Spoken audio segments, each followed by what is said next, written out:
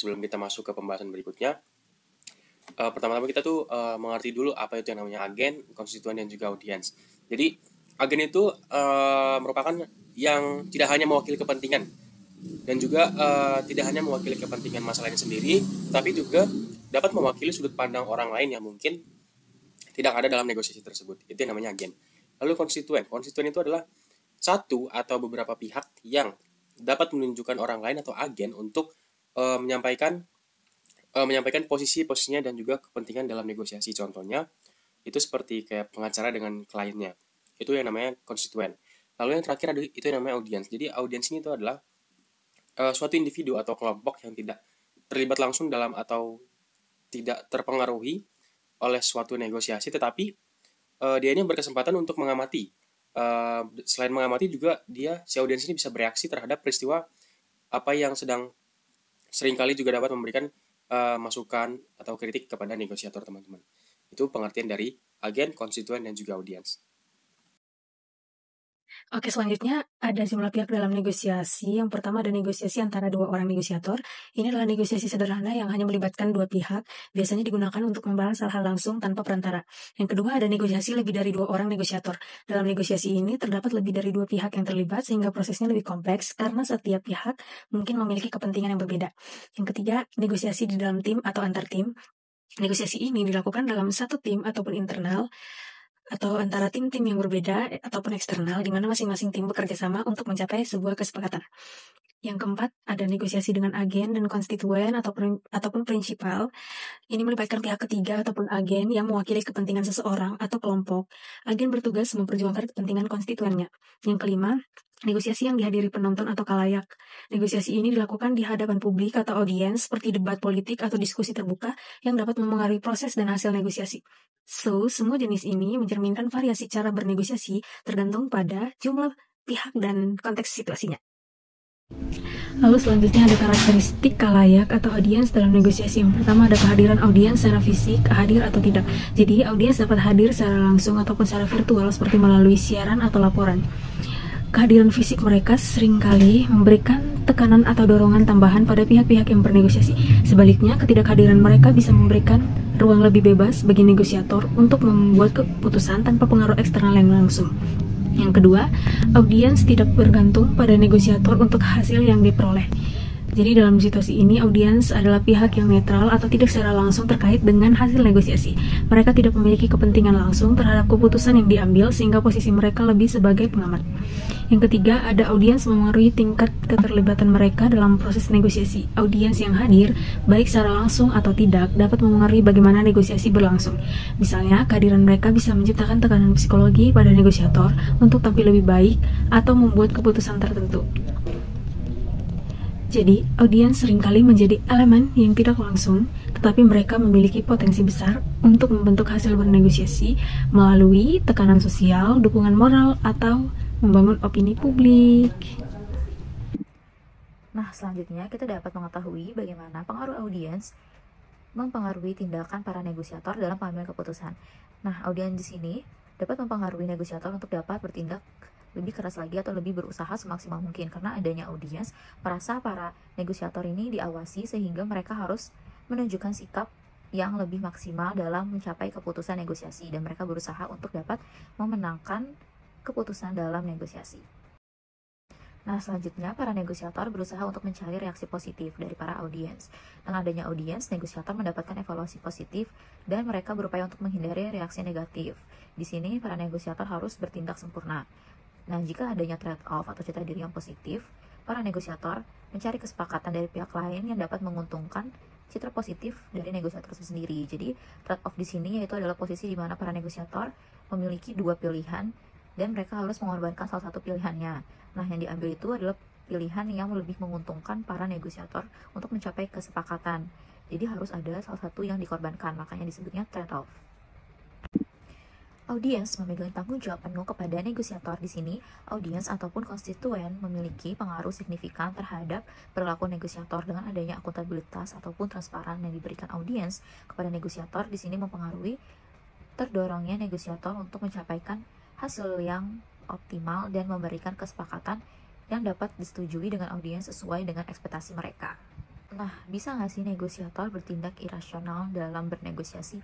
Nah, bisa banget nih. Jadi adanya tekanan dari audiens dapat mendorong negosiator ke perilaku irasional ataupun tidak logis. Karena dengan adanya audiens, negosiator mendapatkan evaluasi yang positif dan menghindari penilaian negatif. Di sini, negosiator bertindak sempurna. Jadi adanya tekanan tuntutan dari audiens membuat negosiator tuh harus bertindak sempurna, sehingga adanya trade off dan lain-lain, sehingga mencapai negosiasi ini tuh tidak ada kesepakatan yang irasional, karena negosiator sendiri pun jadinya blunder ataupun dia harus tetap mempertahankan kesepakatan untuk memenuhi ekspektasi dari audiens.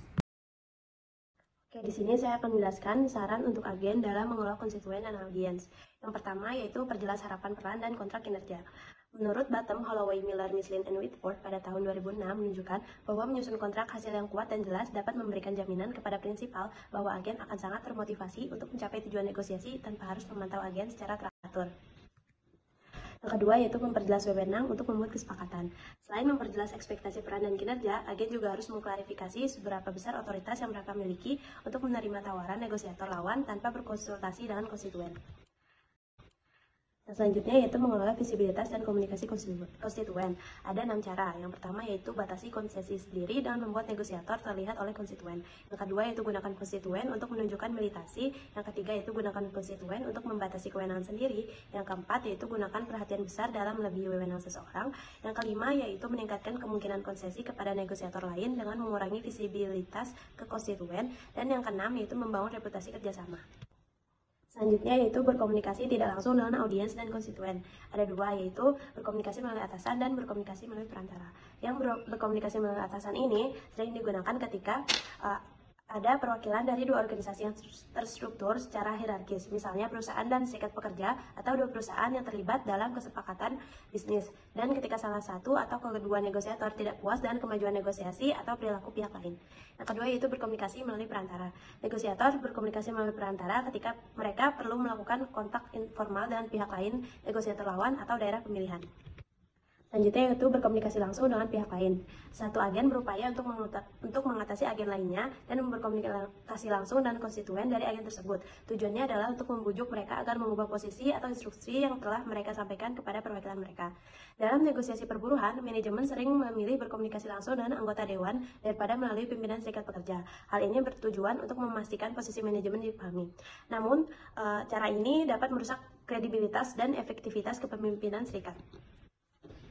Berkomunikasi langsung dengan pihak lain, yaitu satu agen berupaya untuk mengatasi agen lainnya yang berkomunikasi langsung dengan konstituen dari agen tersebut.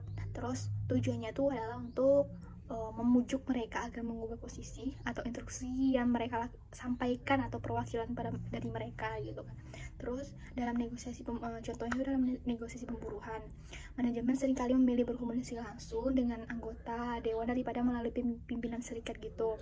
Hal ini tuh bertujuan untuk memastikan semua manajemen dapat dipahami, tetapi tidak merusak gitu kredibilitas atau efektivitas pimpinan sebuah serikat. Ada berkomunikasi langsung dengan pengamat. Di sini komunikasi melalui pengamat dapat terjadi melalui tiga. Yang pertama ada sebagai taktik eksplisit yang sadar untuk memberikan pengaruh pada pihak lain, tetapi melalui saluran yang berputar-putar. Terus yang kedua ada sebagai upaya untuk membangun aliansi atau dukungan untuk posisi sendiri. Terus yang ketiga ada sebagai akibat dari kecenderungan alami konflik untuk berkembang baik dan menyelimuti orang-orang yang bersalah gitu kan. Terus lanjutannya tuh ada dalam sebuah kasus agen secara terbuka mengungkapkan tuntutan mereka akan menjelaskan kepada siapapun yang bersedia mendengarkan betapa adil, sah dan